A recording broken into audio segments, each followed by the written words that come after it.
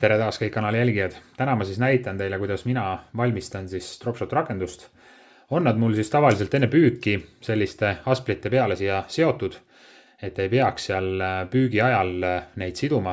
Siit aspli pealt on hea võtta ja siis saab koheselt püüki jätkata, ei pea seal kuskil tuule käes neid siduma ja säästad sellega võimalikult palju siis väärtuslikku püügiaega. On siis Dropshot rakendus oma olemuselt väga lihtne, saab selle sidumisega igaüks hakkama.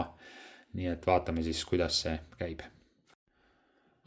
Hakkame siis rakenduse puhul liinist pihta. Liin võiks olla kindlasti fluorokarbon, on ta siis vees nähtamatu tamiil ja on ta ka natukene haugihambale vastupidavam ja näiteks siis ka koha teravale lõpuse kaarele.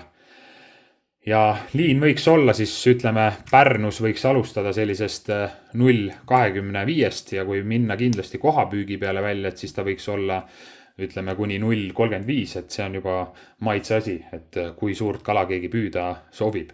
Aga näiteks Saaremaal püüdes siis kergema varustusega sadamakastides, siis mul on seotud siia 0,2 fluorokarboniga lipsud ja püüan ma siis sellise kergema ridvaga seal.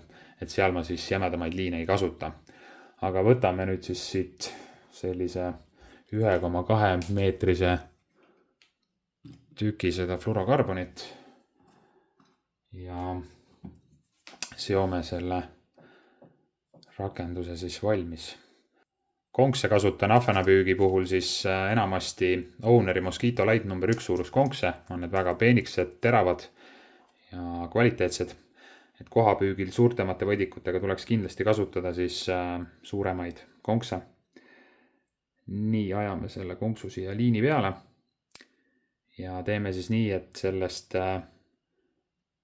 konksust teravikust allapoole jääb siis ütleme umbes 90 centimeetrit liini ja ülesse jätame siis umbes 30 centimeetrit seda fluorokarbonit. Ja teeme nüüd siia siis selle sõlme. Et paljud siis teevad siia palomari sõlme, aga palomari sõlm just näiteks peenemaid liine kasutades ei pea siin kaua vastu, et ta kipub siit konksu alt ära murduma. Aga nüüd see sõlm, mis ma teen, see peab siin väga hästi vastu, et tuleb siis teha sellest alumisest liini osas siis siia üles selline aas ja siis tuleks seda konksu siit ülevalt aasast läbi keerata 4 korda, 2, 3 ja 4. Nii. Ja nüüd siis tuleks see kinni tõmmata.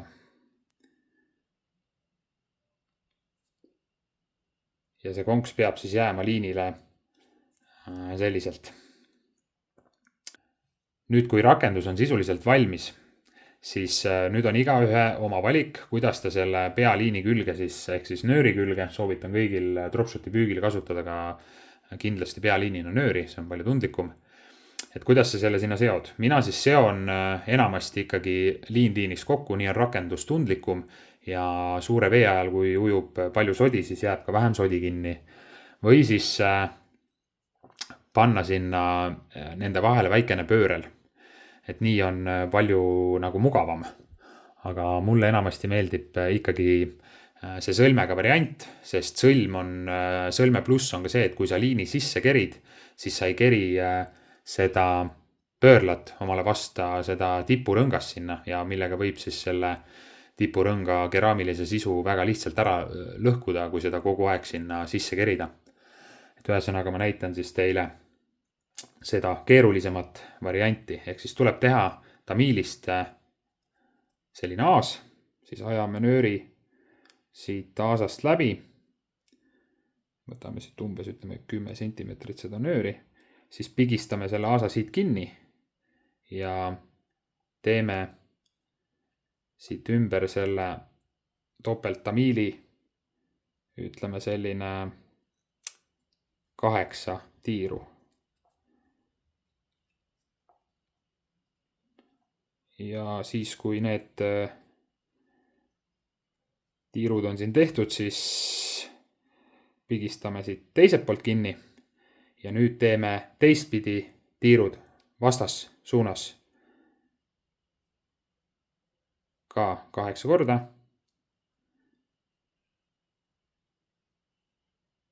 Ja siis pistame selle nööri siit aasast uuesti ülevalt läbi ja tõmbame selle sõlme kokku.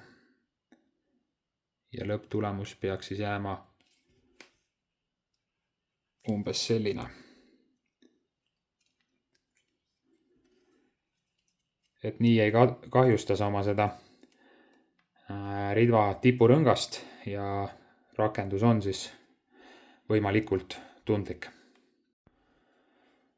Nüüd, kui rakendus on pealiini külge seotud, siis ongi veel ainult lisada siia raskus ja on see väga lihtne asi valmis. Kasutan mina siis selliseid aasaga raskuseid, mida saab siis liini peale kinni tõmmata.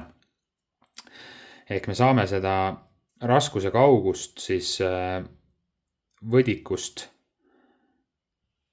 liigutada pidevalt, kui me tahame katsetada. Kas kala näiteks võtab, ütleme, 7-80 sentimeetri pealt paremini või siis, kui soovime vahetada, näete, siit tõmbad selle lahti, toota näiteks konksule lähemale.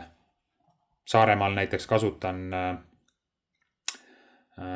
vahemaad umbes selline 30-40 sentimeetrit, aga Pärnus püüdes siis ütleme 50 kuni meeter. Oleneb päevast, et see kõik on täitsa katsetamise asi. Räägiks siis ka natukene võdikutest, mida Dropshot rakendusel kasutatakse. Enamasti siis on need passiivse mänguga võdikud, ehk siis võdikud, millele tuleb ise läbi ridva mäng anda. Aga see ei ole muidugi kindlasti mitte mingi reegel.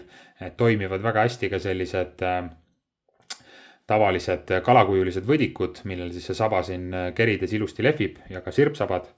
Aga mina siis enamasti püüan kas siis selliste harksabadega kalakujulised sellised või siis väga hea ahvena püügil on Fanatic Gipnoos, mis on siis väga pehme silikooniga, just et võdikuid ostes siis tuleks jälgida, et see silikon oleks hästi pehme, et osad on hästi sellised kõvad ja siis sa ei saa teda seal ilusti konksu otsas mängima ja see ei ahvatle piisavalt seda kala. Ja veel on siis väga head, on näiteks siin see siis imiteerib sellist suurendatud sääsevasset, et see on ka Saaremaal sadamapüügis üks väga efektiivne võdik. Ja siis näiteks larvad ja Fanaticul siin uus selline putukas, mis on ka toonud päris palju kala. Ja nüüd ei olegi muud, kui tuleb ajada võdik konksule. Enamasti tehakse siis nii-öelda see nose hooking, haetakse see konks siit ninast läbi ja püük võib alata. Loodan, et teile siis mu rakenduse video meeldis ja kõik oli väga hästi arusaadav. Tellige mu YouTube'i kanal ja näeme juba järgmises videos.